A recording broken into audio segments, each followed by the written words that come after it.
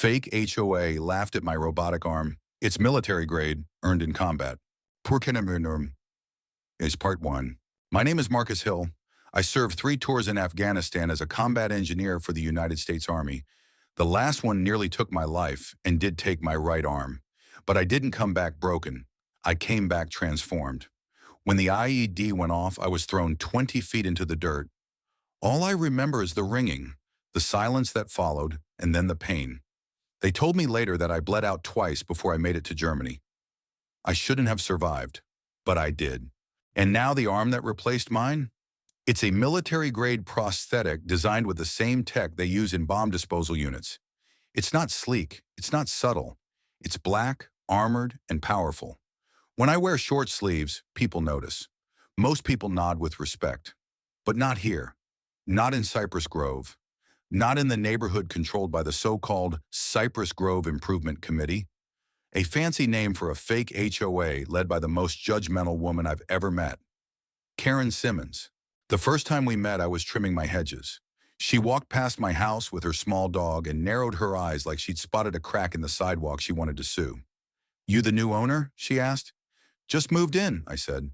"Marcus Hill." Her eyes dropped to my arm. She tilted her head.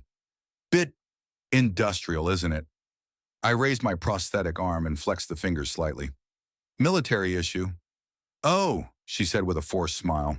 "Well, we do have a standard of appearance in Cypress Grove. You might want to wear long sleeves for committee events. We wouldn't want to make the children uncomfortable." I stared at her. "You think my arm makes people uncomfortable?" She smiled wider. "I'm sure you understand." I didn't respond, but something inside me locked in place. The next week, I received a printed reminder in my mailbox. Cypress Grove Improvement Notice. As a courtesy to our community standards, we kindly ask residents to ensure that all external appearances remain neighborhood appropriate. This includes visible modifications, equipment, and attire. Thank you for your cooperation. No name, no official letterhead, just a note. Passive-aggressive, cowardly. I crumpled it and tossed it in the trash. But that wasn't the end. It escalated quickly. A few days later, I hosted a small BBQ for some fellow vets from my VA support group. We grilled, laughed, swapped stories. Nothing loud, nothing disrespectful, just 10 people who'd served their country. The next morning, Karen and 2 of her committee members came to my door with clipboards. "I'm afraid your gathering exceeded the unregistered visitor limit," she said. "Also, we've received complaints about loud music." "There was no music," I said, "and this is my house, on my property." "Cypress Grove enforces guidelines," she said. "You agreed when you moved here." "I never signed anything with you." "Well, we act in the interest of the community." "Then stop targeting veterans." She blinked. "I beg your pardon?" "You heard me." Karen's jaw tensed. "We're just trying to maintain harmony." "No," I said. "You're trying to control people." She huffed and walked off, but not before muttering to her friend, loud enough for me to hear. "Maybe the Army gave him a metal arm, but they didn't give him manners." That night, I couldn't sleep. I kept thinking about how hard I fought to feel normal again after I got back. About how long it took for me to stop flinching at fireworks or to be okay with people staring. And now this woman, this fake HOA tyrant, was trying to shame me for the thing that saved my life. I wasn't having it. I made a post that night on my private Facebook page. I didn't name Karen. I didn't mention the committee. I just wrote, "Today, someone told me my robotic arm made people uncomfortable, that it didn't fit in with the neighborhood. I wore this arm in combat. It carried wounded soldiers. It helped build bridges. It dug through rubble. It's not a fashion statement. It's a symbol of survival. If that makes you uncomfortable, you're the one who doesn't belong." The post blew up. A friend shared it, and then another. Then a veterans group picked it up. By the weekend, it had over 400,000 shares, and the media came knocking. By Monday morning, ABC News, Military Times, and even local TV crews were parked down the street. That's when Karen lost it. She marched up to my lawn mid-morning, hair perfect, sunglasses on, with a stack of papers in her hands. "You started all this, didn't you?" she snapped. "Do you know what kind of attention this is bringing to Cypress Grove? The kind that exposes bullies?" She waved the papers. "We have rules here, Mr. Hill. You violated community standards and distributed inflammatory content. I laughed. You're citing me for telling the truth? This is defamation. No, Karen, this is America. The cameras caught that moment. Karen's face. My words. The robotic arm flexing slightly as I pointed to the street full of support signs people had placed overnight. We support Marcus. Heroes don't need to hide. This arm fights for all of us. It went viral again. Karen tried to push back harder. She organized a petition to remove non-compliant visual disturbances from the neighborhood. It backfired. Several neighbors, most of whom had never spoken to me before, came to my door that afternoon with coffee, pies, and apologies. One woman, Susan, whispered, "I'm so sorry, she doesn't speak for us." Another man said, "You're the reason this neighborhood's finally got a backbone." I smiled and invited them in. But Karen wasn't done. She filed a false complaint with county code enforcement, claiming my prosthetic was a weaponized modification not safe for public spaces. They laughed her out of the office. But she'd crossed a line. And now people wanted justice. Part 2. The media didn't stop. Once the clip of Karen screaming, "This is defamation," hit TikTok, it was over for her reputation, at least publicly. The internet had spoken. And when the internet chooses sides, it doesn't whisper. It roars. Memes started popping up with captions like, "This arm has more integrity than your HOA." Karen tried to cancel a veteran. America canceled Karen. My face, my arm, was now a symbol. Not because I asked for it, but because the truth hit a nerve in this country. And Karen? She hated every second of it, so she went darker. One morning, I woke up to a new piece of paper on my doorstep. This one wasn't a fake HOA notice. It was worse. A printed screenshot of a social media post from years ago, taken out of context, where I'd voiced frustration at the VA system and called it a bureaucratic mess. On it, someone had written in red marker, "Ungrateful, violent, dangerous." Ad wanum, I showed the photo to my friend Terrence, a fellow vet and cybersecurity analyst. "Find who sent this," I said. He cracked it in a day. It came from a burner account tied to Karen's home IP. I didn't report it. Not yet. I wanted people to see her for what she was. Not because I told them, because she showed them herself.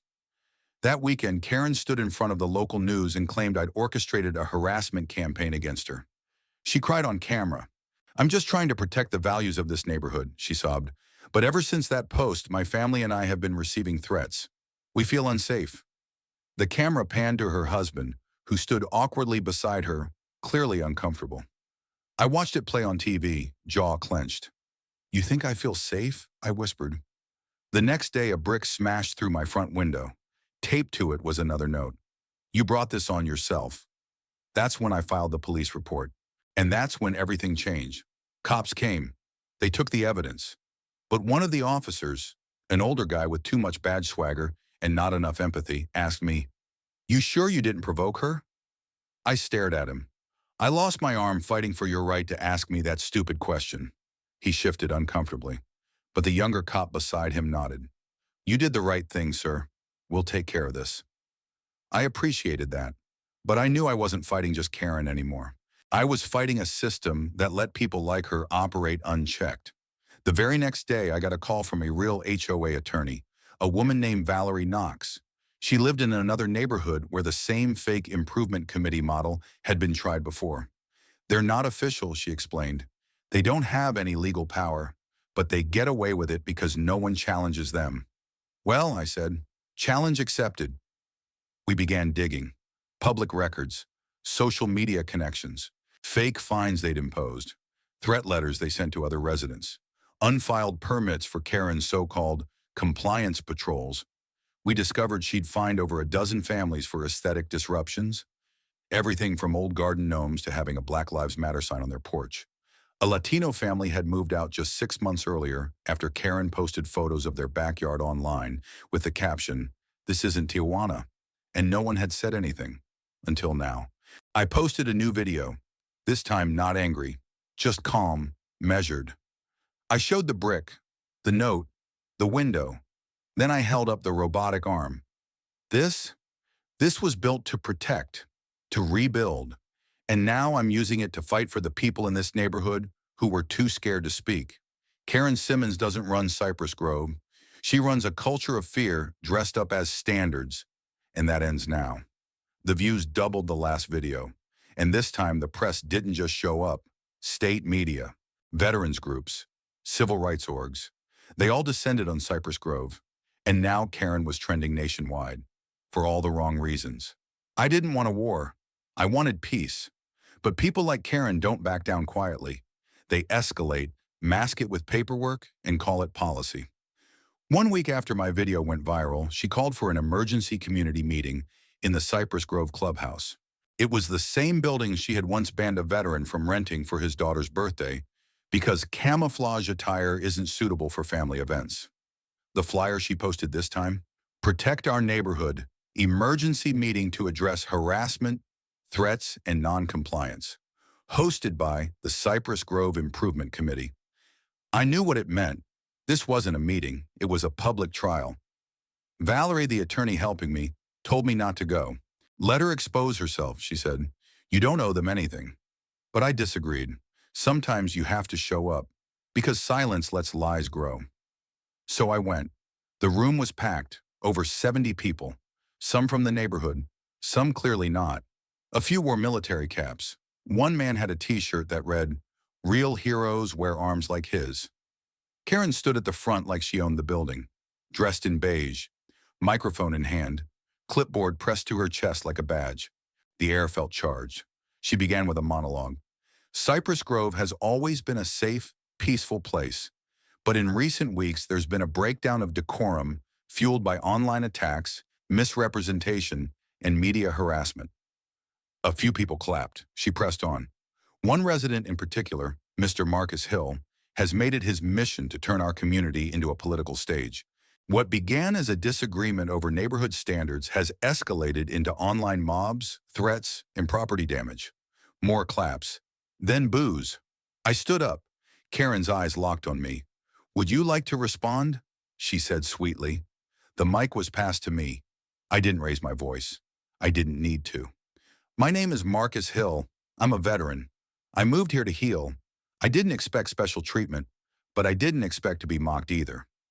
I held up my prosthetic arm. "This arm saved lives. I'm proud of it, and I won't hide it to make anyone comfortable." The room fell silent. I scanned the faces. Karen says I'm turning this into a political issue, but she turned it into a power play, finding families, intimidating neighbors, and using her fake HOA to bully people who don't fit her vision. Someone shouted from the back, "We stand with Marcus." Applause broke out. Karen tried to interrupt, but a woman stepped up. "I'm Maria," she said. "My family moved out because of her threats. She told us our colors were too festive. I didn't say anything then, but now I am." Then a teenage girl stood. She laughed at my brother's wheelchair ramp, said it was an eyesore. My mom cried for days. The room turned, and for the first time, Karen was quiet. After the meeting, people swarmed me. Hugs, handshakes, apologies. I didn't cry, but I felt something shift. This wasn't just about me anymore. This was about every person who had been made to feel small. The next day, county officials announced a formal investigation into the Cypress Grove Improvement Committee.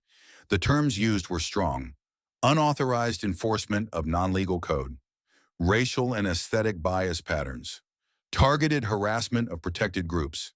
Karen went silent for a week. Then came her final card: a lawsuit. She filed a civil complaint against me for defamation, claiming my viral videos had caused emotional distress, reputational harm, and loss of social standing. The press had a field day. One headline read, "Fake HOA sues veteran over arms she mocked." Yes, really. People were furious.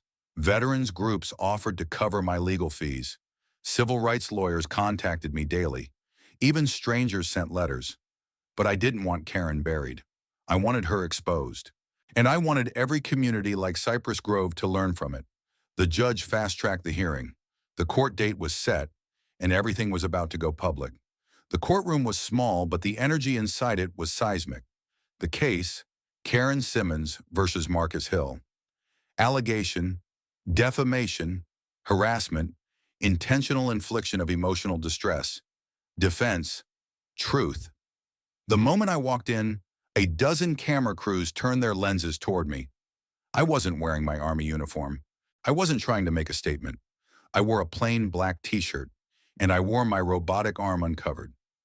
Karen sat 2 rows away, her hair perfect, her lawyer flustered, her expression unreadable, except for the way she refused to meet my eyes. The judge, an older black woman with fire behind her glasses, wasted no time. "This court is not a theater," she said firmly. "We're here to address legal arguments, not public sentiment." And yet, the truth was about to roar anyway. Karen's lawyer opened with a long speech about public humiliation, internet vigilantism, and misrepresentation of intent. He called her a concerned citizen and painted me as a social media opportunist who manufactured outrage for personal gain. It was neat, polished, and completely detached from reality. Then it was my turn. I didn't read from a script. I told my story, how I lost my arm overseas, how I came back, how I chose Cypress Grove because I wanted peace, not pity, and how Karen mocked my arm to my face, then punished me for not hiding it. I showed the photos, the fake HOA notices, the brick, the surveillance footage of her slipping the reminder letters into mailboxes, and finally, the community testimonies. One by one, they took the stand. Maria, the woman with the 2 festive flowers. Jamal, a single black father who was fined for his son riding a skateboard on the sidewalk. Nguyen, a retired Navy cook who was told to paint his door beige because red looked too aggressive. And 14-year-old Lily, who cried when she described how Karen made fun of her brother's wheelchair ramp. Even the HOA's former secretary testified, reluctantly at first, but then broke down and said, it wasn't about standards, it was about power, and she wielded it against anyone who didn't look like her. Karen tried to object, tried to reframe, tried to cry, but by then, the room had heard enough, so had the judge. Her verdict came fast. This court finds no merit in the claims of defamation. Mr. Hill's statements are protected as opinion and substantiated by evidence and public record. This lawsuit is not only dismissed, it is now a matter for review under potential countersuit grounds for malicious prosecution. Karen's face went pale. I didn't smile, because this wasn't a victory lap. This was accountability. When we stepped out of the courtroom, the crowd waiting outside applauded. Not for me, but for what it all represented, an end to silence, a beginning of change. That night, I was invited to appear on a national news segment. The host introduced me with, "Tonight, the veteran whose robotic arms sparked a neighborhood reckoning." I sat down, took a breath, and said, "This isn't just about me. This is about every person who's ever been told they don't fit. Every family pushed out by fear disguised as rules. Every voice that was ignored until someone made too much noise to be dismissed." The host asked, "What do you want to say to people like Karen?" I looked straight at the camera. "I want to say I forgive you, but I won't forget, and I won't stop calling it out when I see it again." The clip went viral. Again. But this time it sparked something more than outrage. It sparked reform. The state legislature introduced a bill the following month, the Community Fairness and HOA Transparency Act. It required all housing groups to register legally, disclose decision-making powers, and prove no discriminatory enforcement practices. Guess what image they used during the announcement? My arm, held high, proud, uncovered. Karen? She stepped down from her fake HOA the next week. She released a statement. It wasn't an apology, it was a deflection. "I've chosen to remove myself from Cypress Grove leadership to allow healing." But healing didn't begin when she left. It began when the community stood up. 3 months later, a little boy from my street walked up to me while I was tending my garden. He was holding a sheet of notebook paper with a crude drawing. It was me, smiling with my robotic arm. Above it, he'd written, "I want to be strong like Mr. Marcus." I knelt down. "You already are." Part 3. Karen tried to disappear. After the court loss, she stepped down from the fake HOA and went radio silent. No more Facebook posts, no more clipboard patrols, just silence. For a while it worked. People moved on. News cycles moved forward. But trauma doesn't follow news cycles. It lingers. And so did Karen's choices. It started with a school board meeting. Unrelated to me. Unrelated to veterans. Just a meeting about local curriculum. Until a parent stood up and said, "Why should we trust this committee when people like Karen Simmons use their power to harass disabled veterans and minorities in their own neighborhoods?" Another parent chimed in. And another. Then someone leaked the old videos again. Karen's face. My arm. Her words. "It's a bit industrial, isn't it?" Within days, the headlines returned. HOA tyrant resurfaces in local politics. Community says no. Ottawa, the arm that changed everything. Back in the spotlight. Only this time. It wasn't just about me. A young journalist named Riley Tan published a deep dive. She interviewed over a dozen families Karen had targeted in the past decade. But the real shock came halfway through her investigation.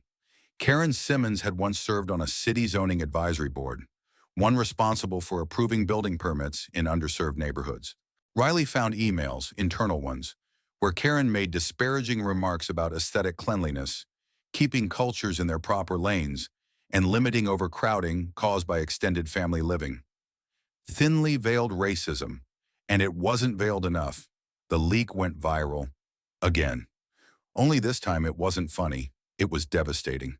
Karen's name trended with hashtags like zoning bigotry and chick power abused. Protesters showed up outside City Hall with signs.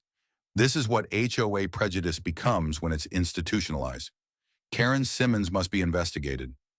By the end of the week, the City Council opened an ethics probe, and then Karen broke her silence. She released a video statement on her personal YouTube channel titled My Truth. The production value was high, the delivery stiff. "I made mistakes," she began, reading from a script. "I let my personal frustrations cloud my judgment in certain community matters. But I am not a racist. I have always acted in what I believe to be the best interest of my neighborhood." The comments exploded. "This isn't accountability. This is PR. You didn't make mistakes. You targeted people. Try looking Marcus Hill in the face again." I didn't respond, but the calls came anyway. Interviews, invitations, panels. I said no to all of them, because this story was no longer mine. It was ours. Then Riley Tan asked for something different. Not a soundbite, a conversation, just me and her. I agreed. We met at a local park, away from cameras. She didn't record, just listened. I told her things I hadn't shared with anyone. About my injury, my recovery, the first time I was called Robot Boy by a stranger on the street. About how it felt to be reduced to a symbol, and then lifted up because someone else tried to tear me down. When we finished, she asked one last question. "What would you say to Karen now if you could?" I thought for a long moment. Then I said, I'd ask her what she sees when she looks at me now. Because whatever the answer is, that's what she needs to fix. It was supposed to be a simple Veterans Appreciation event at the Cypress Grove Community Center. There were folding chairs, kids with flags, local brass band members warming up in the back. I was the keynote speaker, nothing big, just a 10-minute reflection on community and service, until she showed up. Karen. She walked in without announcement, without a seat. She just stood in the back, like a ghost from a chapter no one wanted to reread. At first, people turned. Then phones came out. Then the whispers started. I saw her, and I kept talking. We didn't fight for applause, I told the crowd. We fought so people could stand up, even when it's uncomfortable, even when it's unpopular, even when it's hard. That line hit different that day, because everyone knew why. After my speech, I stepped off the stage. The mayor handed me a plaque. Cameras flashed, and then Karen did something no one expected. She stepped forward, hands shaking, and asked for the mic. People gasped. I saw the event coordinator hesitate, then look to me. I nodded, because sometimes the loudest justice is silence while someone else confesses. Karen stood there alone at the podium. For a long moment, she said nothing. Then, I came today because I couldn't hide anymore. Her voice trembled. When I mocked Marcus Hill's arm, I thought I was defending aesthetic order. What I was really defending was my comfort, my ignorance, my fear. The crowd was stone still. She continued. I enforced fake rules to make myself feel powerful. I turned neighbors into enemies because I was too blind to see the dignity and difference. And when the truth came out, I tried to silence it with lawsuits, denial, and pity parties. A pause. I was wrong. A deeper breath. I was deeply, terribly wrong. No one clapped, but no one interrupted. Karen turned toward me. "I'm not asking for forgiveness," she said. "I'm asking for a chance to change. Not just in private, but in front of the people I hurt." Then she turned back to the mic. "And if you'll let me, I want to help rebuild what I helped damage." A man stood up. It was Mr. Nangayan, the Navy vet she'd once tried to fine for putting up solar panels. He said nothing. He just nodded, then sat down. A small gesture, but thunderous in that room. Karen handed the mic back and walked out. No applause, just silence. A heavy, reflective silence. The next morning, the story was everywhere. Karen Simmons breaks her silence. Apology or PR? From HOA bully to public atonement, can people really change? Talk shows debated it. Comment section split in half. But in Cypress Grove, people started talking to each other again. And that mattered more than any headline. Later that week, I found a letter taped to my door. Written in Karen's familiar cursive, it said, "I don't expect you to forget, but I'll spend the rest of my time here proving I remember." There was no name, just her handwriting. And for the first time, no excuses. After the event, I thought it was over. I thought Karen's speech was the ending. Not a beginning. But the community had other plans. 3 days later, the mayor called me into her office. She looked both excited and cautious. "We're creating a new task force," she said, "one focused on rebuilding trust between residents, HOA structures, and community advocacy." I raised an eyebrow. "Okay, we want you to chair it." That made sense. Then she added, "And Karen Simmons asked to join." I stared. "You serious?" "She wants to help." "Why?" "She says she wants to make things right from the inside." I leaned back in my seat. "I don't know if that's bravery or strategy." "Maybe it's both," the mayor said. "That's why we're not giving her a seat. We're giving her a trial period. The community will vote after 3 months." I didn't answer right away, because a voice in my head said, "She doesn't deserve this." But another said, "This is what you asked for. Growth. Redemption. Now what? You afraid of it?" I nodded slowly. "Fine. Let's see if she shows up." The first meeting was tense. The other members, all volunteers from the neighborhood, didn't speak much to Karen. She didn't try to lead. She just listened and took notes. It was weird watching her sit quietly, scribbling as we debated how to create fair, transparent guidelines for community complaints. No more anonymous fines, no more fake power. We proposed a hotline, clear signage, monthly open forums. Karen raised her hand. Everyone froze. She said, "Instead of a hotline that just fields complaints, what if we build a mediation system? Conflict resolution, neighbor to neighbor, trained moderators, maybe even offer bias awareness workshops." No one expected that, least of all me. But it was good, damn good. That week I saw her walking door to door, not handing out notices, not pointing at people's flower beds, just listening, asking what they wanted to see. Some slammed doors, but others didn't. And slowly, the walls started to crack. Of course, not everyone believed it. One man, Mr. Fowler, a former HOA supporter, stood up at a public forum 2 weeks in and barked, "She's just doing this for attention. She destroyed families, drove people out." Karen didn't defend herself. She said, "I did, and nothing I do now can undo that. But I'd rather spend the rest of my time trying to repair it than pretending it didn't happen." The room went silent, not out of shock this time, out of consideration, because something in her voice was real.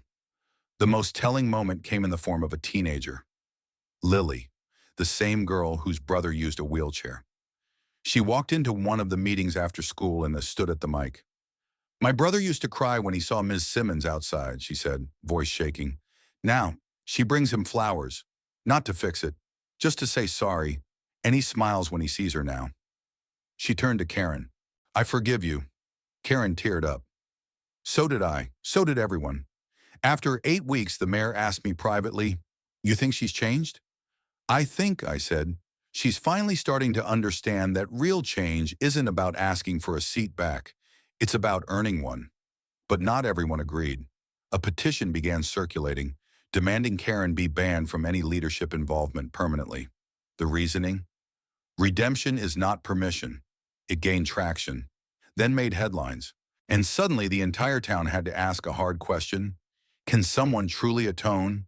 Or are some mistakes unforgivable? It came down to a vote. After 3 months of trial service, community workshops, and open mediation sessions, the Cypress Grove Reform Task Force was set to elect permanent seats. There were 10 positions, one for each zone in the neighborhood. Karen had applied for Zone 3, ironically, the very district she once ruled through fake letters and petty fines. But this time, her name was on the ballot like everyone else's. And for the first time in a long time, the neighborhood didn't feel like Karen's kingdom. It felt like ours. On election day, the park was lined with tables, signs, and clipboards. I saw Karen arrive quietly. No speech, no eye contact. She just stood in line like everyone else, waited her turn, and cast her vote. I watched her walk out and sit alone on a bench, holding her phone but not checking it. The whole day felt like a held breath. By 6 p.m., the votes were in. Each district result was read aloud in alphabetical order, projected onto the screen inside the community center. When they got to Zone 3, the room held its breath again. Zone 3 Representative Karen Simmons, 136 votes. Opponent Louis Fletcher, 144 votes. A murmur rippled across the room. Karen lost by just 8 votes. 8. She didn't react, didn't hang her head. She stood up and clapped. Clapped for Louis. The room followed, because that's what growth looks like. Not getting the win, accepting the loss with grace. Afterward, I found her standing outside near the rose bushes, those same ones she once told a neighbor to prune down because they looked too wild. Now they bloomed freely, and she just stood, admiring them. Close one, I said. She smiled, tired but sincere. I didn't deserve to win, but I'm proud I ran. I nodded. You showed up, and you showed us. She turned to me. Think people will ever forget who I used to be? No, I said. But maybe that's not the point. Then what is? That you're not trying to erase it, you're trying to outlive it. She looked down, whispered, thank you. For what? For not treating me like I was done growing. 2 days later, Karen showed up to the first official task force meeting as a volunteer assistant, not a voting member. She brought coffee, took notes, and sat in the back. She did that for 6 months. No press, no spotlight, just effort. Real, daily effort. And somewhere along the way, people started smiling when they saw her, waving, asking about her garden. One woman even whispered, I used to be afraid of her. Now I want to ask her for lemon pie recipes. It was slow, but it was real, and it was earned. 3 months later, Louis Fletcher, the man who beat her, stepped down due to a job relocation. The community needed a temporary replacement. They asked me what I thought. I didn't speak for her. I just said, let the community decide. The next week, they held a private vote. No campaigns, just one question. Has Karen Simmons earned your trust to serve? The result? Yes, 67%. The chairwoman offered her the seat the following day. Karen didn't celebrate. She said, only if the vote results are made public. I want people to know they had a choice. The story made the local paper. But it didn't go viral this time. No big headlines. No trending hashtags. Just a quiet headline above a photo of her and me standing side by side. Reform, not revenge. Cypress Grove rewrites its rules and its future.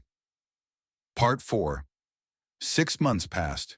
Cypress Grove was still standing. But something had changed. Something you couldn't quite name, but could feel. There were fewer complaint flyers and more cookouts. Fewer suspicious stares, more small talk over fences. People were still people, not perfect, but they were trying. The task force now had bi-weekly meetings. People actually showed up, even the ones who used to stay silent. And in the corner of every meeting, like clockwork, Karen sat with her notes. Not as a symbol, not as a warning, but as proof. Proof that people could fall and still rise again. if they showed up every damn day to do the work. One sunny afternoon, the mayor called me into her office again. Same chair, same calm. She smiled. We're renaming the community center. I tilted my head. After who? She slid over a folder. Inside the new sign proposal. The Marcus Hill Center for Civic Trust and Service. I blinked. This is too much. No, she said. It's exactly right. You didn't just call out injustice. You stayed, led, and helped rebuild. I'm not a politician.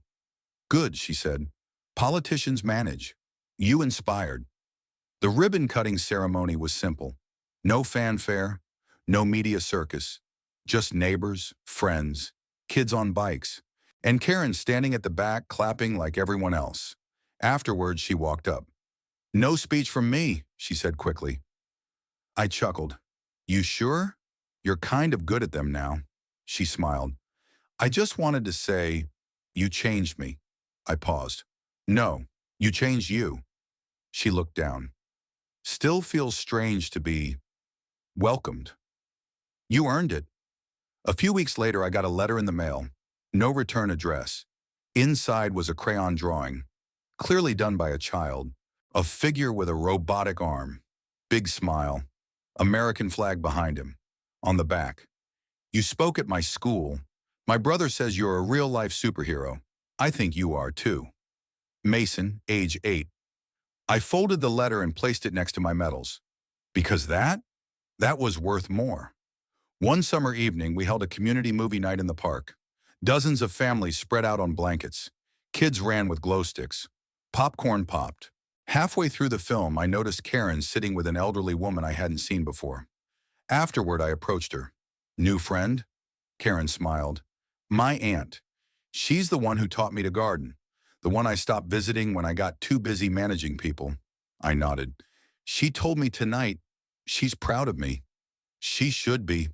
Karen looked out at the crowd. I think I forgot how to be part of something, she said. But now, I don't want to be apart from it again. In the fall, a national nonprofit reached out. They were creating a documentary called From Division to Dialogue, the American Neighborhood Project. They wanted to feature Cypress Grove, not as a cautionary tale, as a blueprint. When the cameras came, I told them the truth. That forgiveness isn't about forgetting, that justice isn't always loud, that sometimes the biggest revolutions start with something as small as a robotic arm, and the courage to say, this is who I am and I won't hide it. Karen told her story too, not with polish, with vulnerability. I once thought strength meant control. Now I think it means connection. And I'm spending the rest of my life rebuilding what I once broke. The film aired months later. Thousands watched. But in our neighborhood, we just smiled at each other because the real story had already been written, not on screens, but on streets, in porches, and in the space between a mistake and a hand reaching out to make it right. 1 year later, the Marcus Hill Center now offers mentorship programs for returning veterans and civic workshops for teens. Karen teaches a monthly seminar called Accountability in Action, How I Unlearn Power. She still gets hate mail sometimes, so do I, but we read them less and live more. Some days I walk to the edge of the community garden, the one Karen helped plant with wheelchair-accessible paths and a small plaque that reads, for the ones who stayed and for the ones who stood up. And I watch the kids chase each other down the path. No one cares about arms or skin or names, just joy and belonging. Because what we built wasn't just a better neighborhood, it was a new way forward. Side story, it was quiet in the community center that morning. The sun filtered through the tall windows, casting long shadows across the wooden floor.